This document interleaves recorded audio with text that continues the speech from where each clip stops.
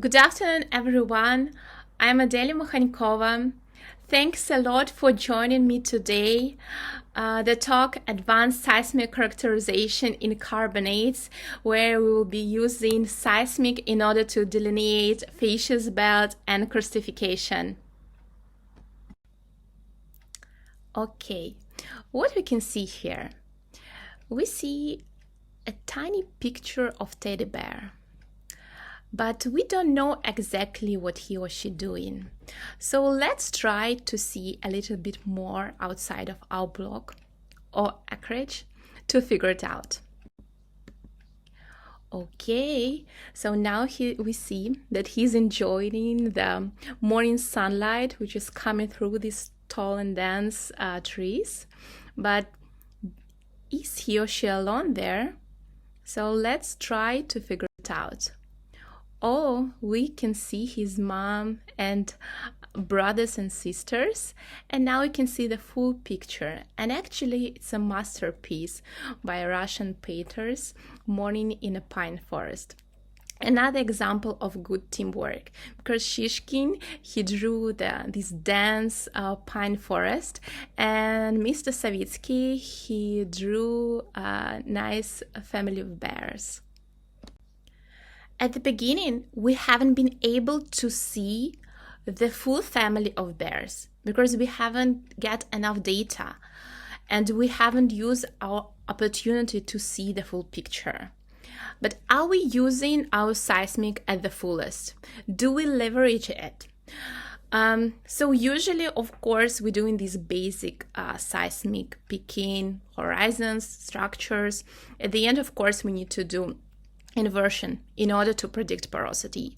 But can we do something more and can we do something else? So let's try to figure it out today and make another step forward in order to integrate our data and do the model property reconstruction.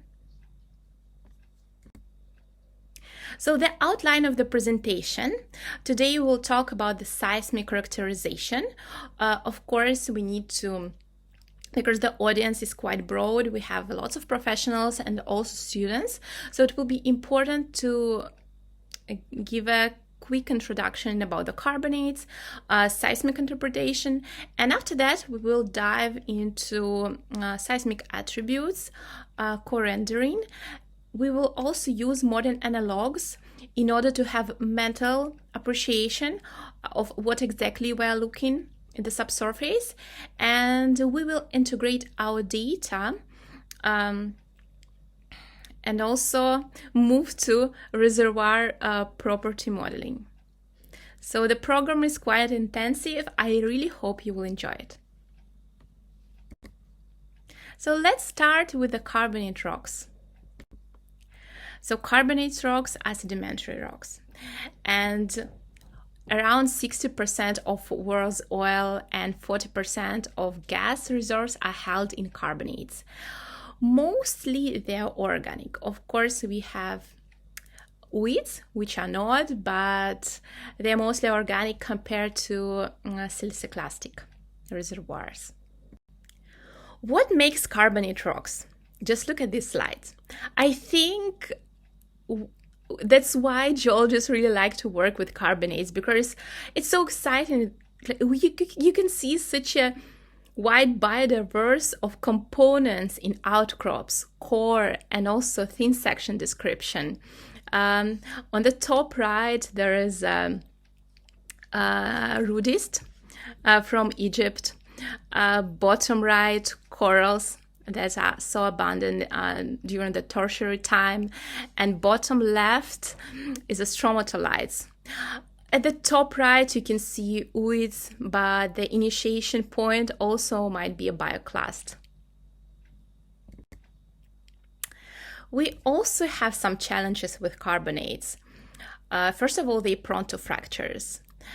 As you can see, there is a nice picture from Amman. Also, the variability in pore system and the strong diagenetic overprint. It's not that we have only one pore type. It also can transform from one to another. As you can see, here's an example from interparticle porosity to moldic porosity. And of course, all these challenges we can face in seismic interpretation. It's a strong impact in seismic response. So now we are moving to seismic reservoir characterization. We can see that seismic process consists of the main three steps: acquisition, land or offshore, processing, including deconvolution, stacking and migration, and conditioning, including the seismic cube, if it's like 3D seismic. So seismic response that we see on the seismic profile is the product of density and velocity. And what is the most important, that seismic reflection caused by lithology change, reservoir property change, and fluid change. Of course, seismic data is a product of time picture of subsurface, but we need to put some effort in order to convert from time to depth. So we have some requirements to continue later with that advanced seismic characterization, because we cannot just simply start with the seismic attributes.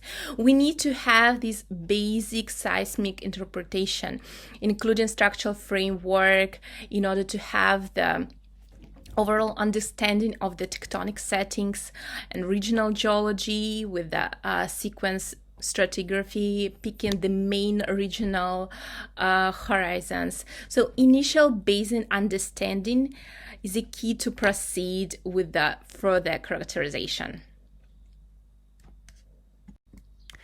Seismic attribute analysis for carbonate reservoirs. So what is seismic attribute? So we're using this technique in order to extract the particular information derived from seismic in order to increase the geological understanding. So we are sometimes enhancing or hiding some kind of like noise in order to see a particular geological feature. Of course, it depends on the interpreter. So today we will use seismic attributes. The first, we'll try to map the karstification, and the second thing, we will try to delineate the facies belt. Today we will see a few cases. So the first one, we will use the single seismic attribute, spectral decomposition. You can also see it at the bottom part of this slide. And another case, we'll use the co-rendering. We'll mix a few seismic attributes in order to achieve a result. So spectral decomposition, the name tells for itself, it's a decomposition. So here we use frequencies in order to highlight particular features. So spectral decomposition has been developed 30 years ago, but it hasn't been widely used, especially for carbonates.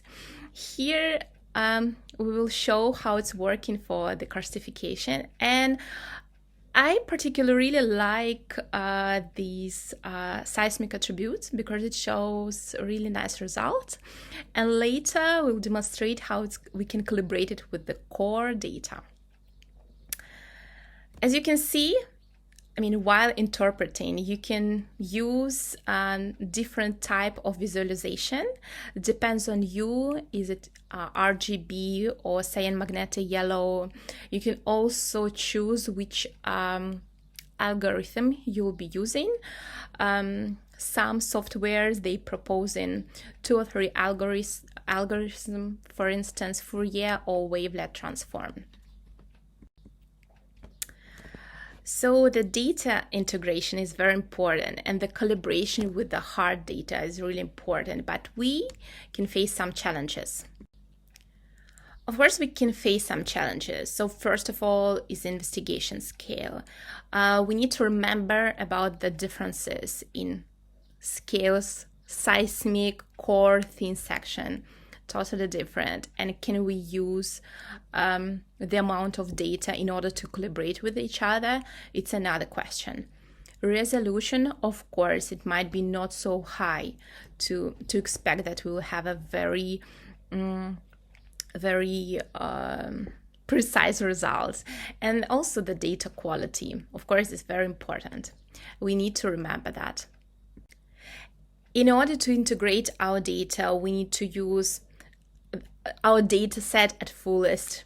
Do we have a drilling reports, core, modern analogues, and production data at the later stages in order to have this advanced reservoir seismic characterization?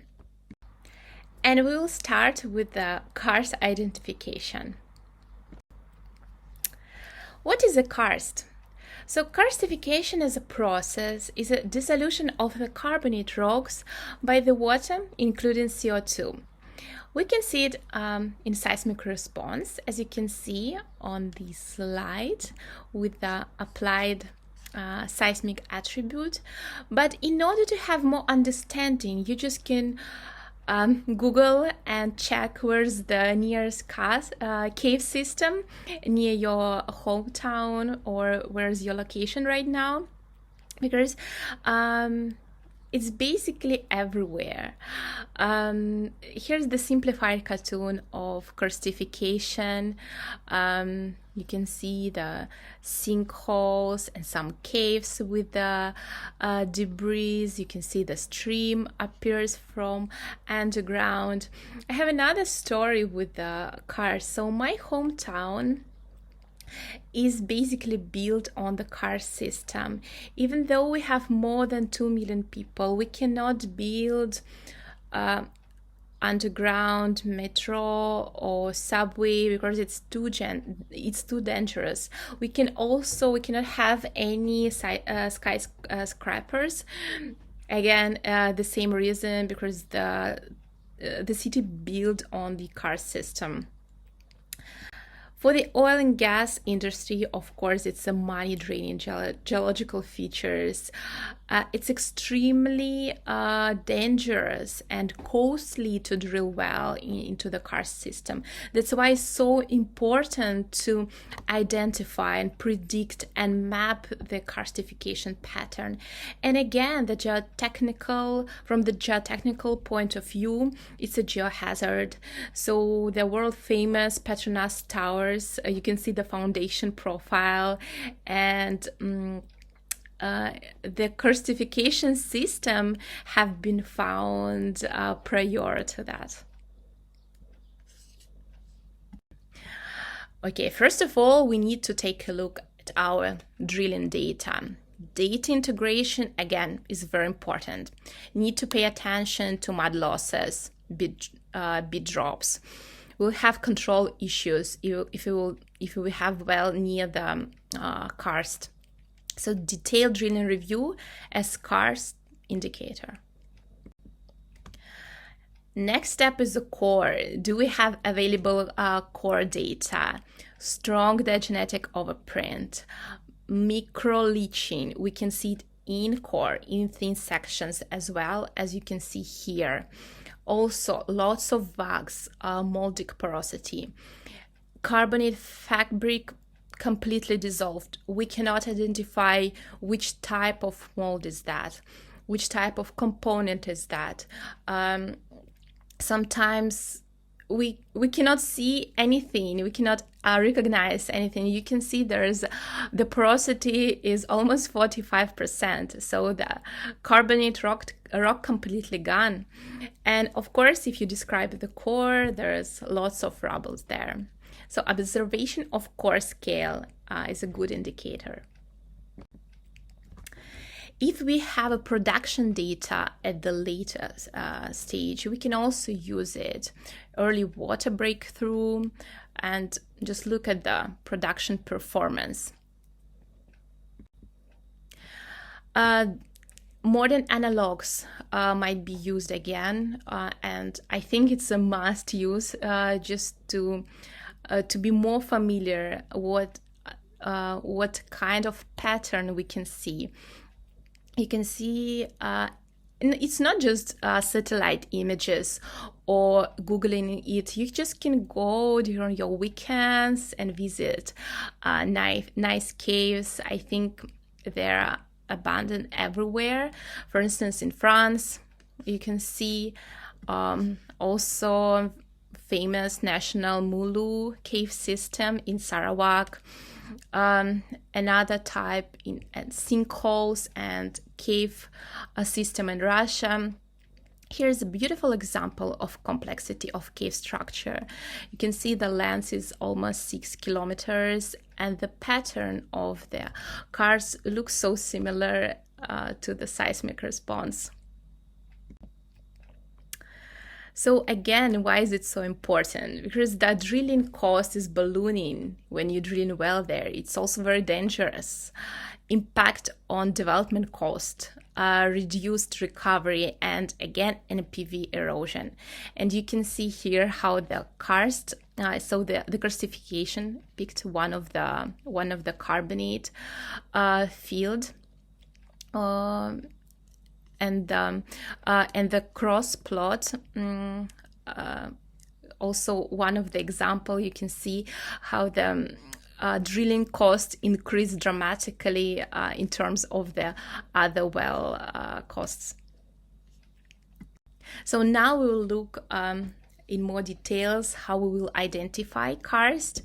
We'll take a look on case study, one of the carbonate field in Southeast Asia. So here we see the example. So we have applied the seismic attributes on one of the horizon particular, and we can see this dendritic pattern which remind us of a cave complex structure in Russia. It looks quite similar, right? So the Karst, it might have a different looks. We can see the dendritic pattern, also polygonal. We can see some sinkholes. It is really depends. So in order to achieve that, I have used different combinations of frequencies, also the wavelet transform algorithm, and did some color blending. But it's not the end point. Okay, we can see the nice karst as we think pattern, but is it really a karst? How we can be sure? Maybe it's just some noise that seismic gives us, or some artifact. So what we need to do, we need to validate our interpretation with the core well logs. So here's an example. As you can see, there is a seismic attribute that have been applied, and we picked karstification, as you can see here. Okay. So at the left part, we can see the well log. So it's a lithostratigraphic column, and I will elaborate a little bit more. What do we have here? We have lithology, we have rock type, we have facies by Dunham texture, gamma ray, porosity log, synthetic seismogram, and we have a component log, which will not really use it right now. But you can see here that at this particular part, we have 78 meters of chalkified limestone. So chalkified limestone here is extremely porous limestone with around 40 to 45% of porosity. And we cannot identify any components, very strong diagenetic overprint, and it's at the bottom part of this well. After that, we will plot this well to the seismic, and we've recognized that it's actually penetrate or the area near the channel area. You can see the porosity yellow color increase here, and it's basically the resolution is high that we've been able to see exactly the position of the well and how it interacts with the karstified channel. Also, according to the drilling reports, we had dramatic mud losses here. Here an example of another seismic attribute that have been applied, but here we already transformed them from the seismic response to geobody. And we can avoid mud losses by Karst mapping, and we can just make a polygons in order to know where we cannot drill the well. Okay, so we finished with the karstification. If you have any questions, please drop them into the chat box and I will reply during the Q&A session. So another part is the facies belt delineation. Of course, most of the time we have data limitation, and that's why we are trying to build simplistic reservoir model, which doesn't capture realistic carbonate reservoir lateral facies succession. So that's why we need another approach of seismic characterization. But why do we bother about the facies belt? Why is it so critical? So from facies types, we can go to the rock types, which has petrophysical connotation, and porosity reflects different behavior.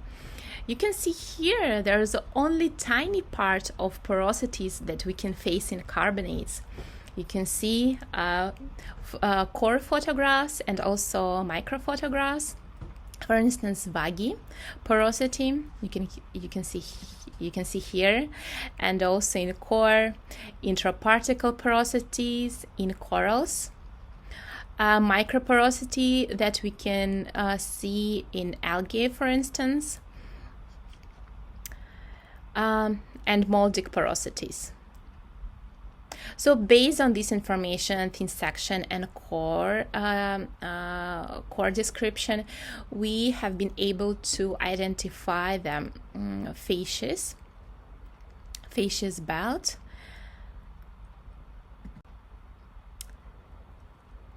And of course we can predict the lateral distribution. There is a satellite image from Google that you can see that we have forereef, reef rim, back reef, and lagoon.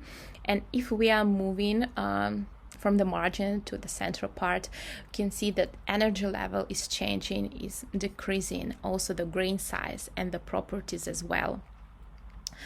But we cannot expect that we will, if we will drill the well in back reef or reef rim, we will have amazingly good porosity. Of course, we need to remember that carbonates have a very strong diagenetic overprint. Another example of the modern analog, how it has been used, you can see the satellite image from Maldives. And it's actually the carbonate atoll consists of the small buildups, and we used it as a reference in order to interpret subsurface data. Here's an example of the seismic attribute spectral decomposition that have been applied on a seismic sequence, and as you can see, it also contains of several carbonate buildups. So it's like a different ways how you can use modern analog, how it will help you. You can use it as for facies types, or also of how the carbonate growth. So let's take a look how we will use our seismic attributes to predict facies belt on a study case. The study case will be in Southeast Asia. So let's start. So here we've used 3 facies. So it's a back reef, reef rim, and lagoon. And as you can see here, it is just an example. We had a reference of Montebuan atoll. So here we already converted from seismic attributes to geobody. We have some manipulations with the settings in order to increase the visualization, and we change some colors and opacity in order to extract the geobody. We haven't used here spectral decomposition. We used the combination of seismic attributes here, or we can call it like co-rendering. And the combination of it will help to delineate facies belt. As you can see here, it's a little bit another legend, and the reef rim is in pink color, back reef in salad green, and lagoon in purple color. So after that, we can use these cube in order to extract our facies in 3D mode. So we have a seismic time slice with applied seismic attribute. Then we highlighted the particular facies that we need. In this case is a reef rim. After that, we extract a geobody in order to have as an input for the 3D model. And again, we cannot just play with seismic attributes without knowledge what exactly is it, developed for and how it's working. And okay, it might look like a reef rim or it might look like a Karst, but if you haven't validated with the core data or you haven't calibrated with the hard rock data, you cannot be sure that your interpretation is correct. So here we've chosen reef rim and plus karstification and validate with the well data. As you can see, the Karst is in green, and the facies have been also, it's a facies log in well. You can see it's basically almost like penetrate the karstification part. It's like a geobody. And the same with the reef rim. You can see the reef rim in the middle part is exactly the same position, the same facies in well. So we basically, we have been able to calibrate our seismic interpretation with the core data. And of course, if you have production data, you can check it as well, because reef rim can be as a conduit for the water, and facies, they have an impact on the dynamic behavior. I hope you are keeping up, because we will continue with another study case on property prediction. Prediction of the facies belt is not the end goal, and facies, they have control on reservoir properties, and predicting it away of the well data is our target. So here in the diagram, you can see the usual methodologies, the seismic to inversion, in order to predict porosity. Certain limitation, for instance, low frequency model, we have advanced technique that can also predict properties away from well control. So let's take a look.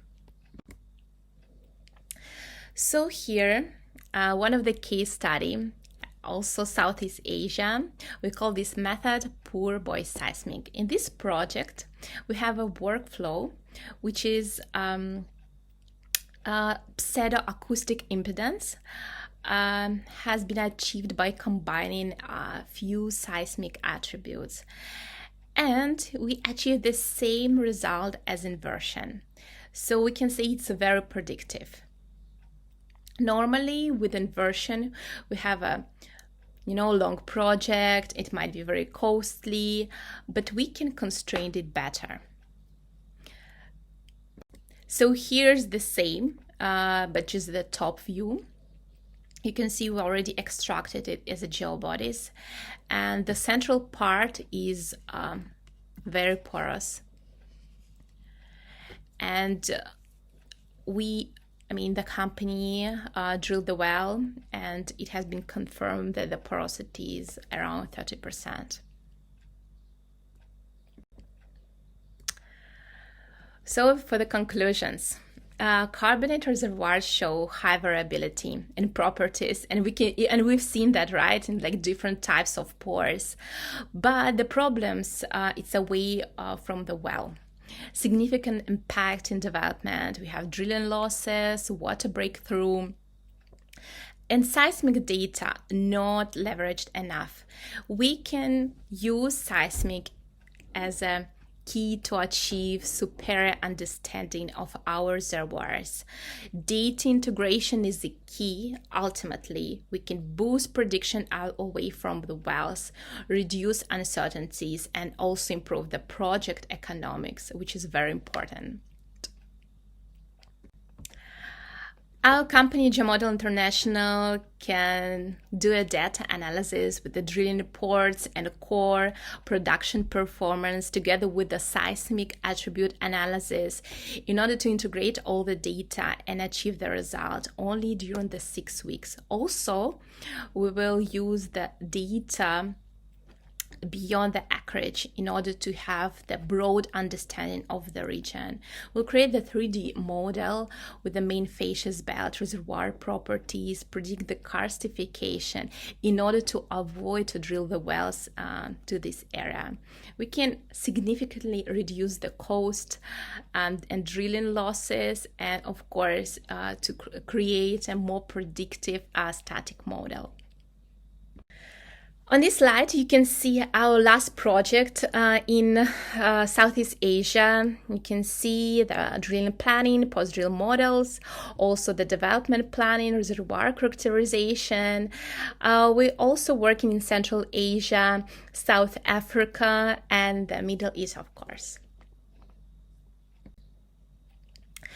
So we will not end up here. It was just the first webinar. Later, we will use our knowledge in order to convert it to the model using the multi-point statistics with the training images and modern analogues, of course. And this talk will be given by my colleague, Mr. Rafik. So stay tuned, follow us on LinkedIn. I will be happy to see you again.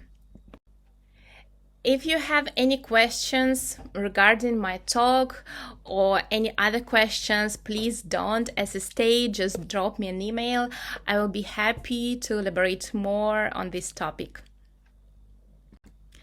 And now it's time for Q&A session. I've seen that you ask a few questions in the chat box. Thanks a lot for your attention.